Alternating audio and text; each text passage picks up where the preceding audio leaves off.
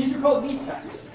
And these have been in the climbers run stream for a period of time. And the organisms that we're looking for are called benthic macroinvertebrates. Most of their science classes or environmental experiences are in the classroom, watching videos or doing a lab, which is great, but to have the hands-on learning, this is really special and it's not typical. I love learning about the different plants and animals here. What we're hearing are 3 very colorful male birds. Do you see any? I saw the indigo bunting.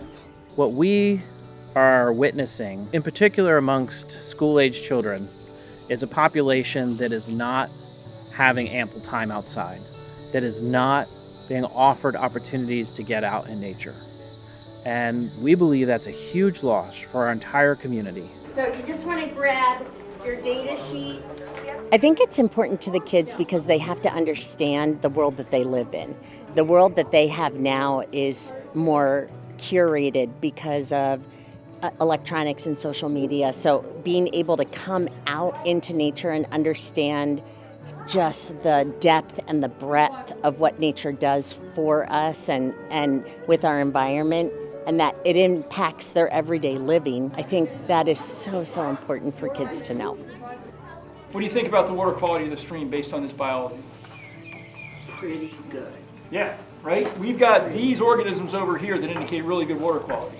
We're finding that nearly 70% of most youth that are coming to our school programs have never been in a forest, have never actively explored a stream or turned over a rock or been in a meadow to see all the insects, moths and butterflies, and all the birds that make up that special ecosystem. We're bringing up the next generation of decision makers that are going to decide, what does the place where we live look like? Does a place like Kelly's Run become 250 houses, or does it say 350 acres of protected land? But these are the future adults that are going to make those decisions for us. At our core, the Lancaster Conservancy is nature. We are here to protect forested tracts of land forever.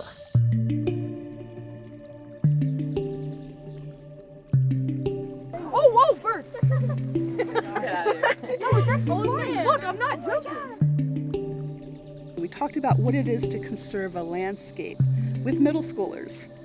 And walking back to the bus, I usually walk with the last group. And I was asking, what was your favorite part of the day? What made the biggest impression on you? Was this little girl from York City. She had never ridden a school bus. That day was her first day. She had never been to anything like a nature preserve. And she looks at me and she says, the thing that I'm most excited about is knowing that when I'm a grandmom like you, that my grandkids will have places like this because of what we did. That's coming from a 13-year-old. To hear that from a generation that we're passing this on to, who's already thinking about legacy and carrying on this outdoor tradition and the conservation imperative. Blown away.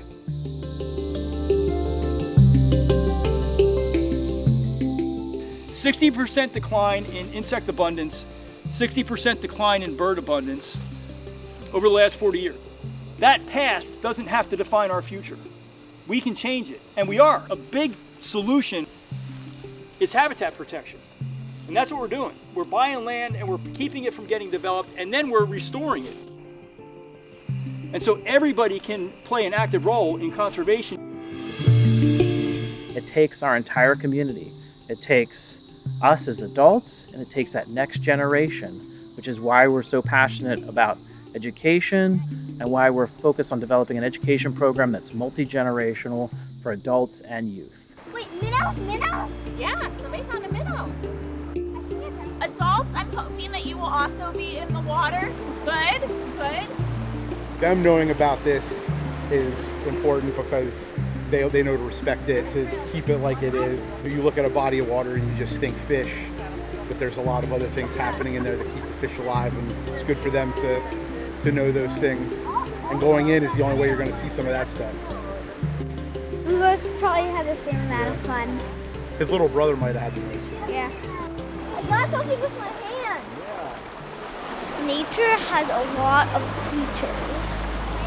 Nature has trees to breathe with the creatures. Nature has wood from logs of trees. Nature has plants. Nature has rocks. Nature has grass. Nature has water. Nature has everything.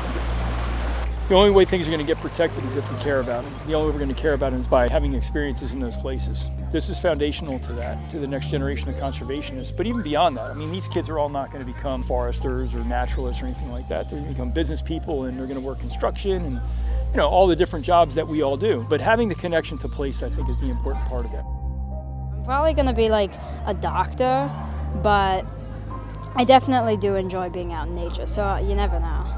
I feel like the Conservancy has been our deepest well of knowledge to connect kids with nature, and so I just feel like the Conservancy does an excellent job. It was a really good opportunity. I got inspired. I might actually start a nature journal. I want to learn about all kinds of creatures. It truly takes a community and takes everyone within that community to support a movement like the one that we are undertaking. And we're looking toward the future. The work that we want to do, providing access, providing education, protecting another 10,000 acres, is only possible with your support. We're incredibly grateful and honored to carry on this work. It's only possible because of you.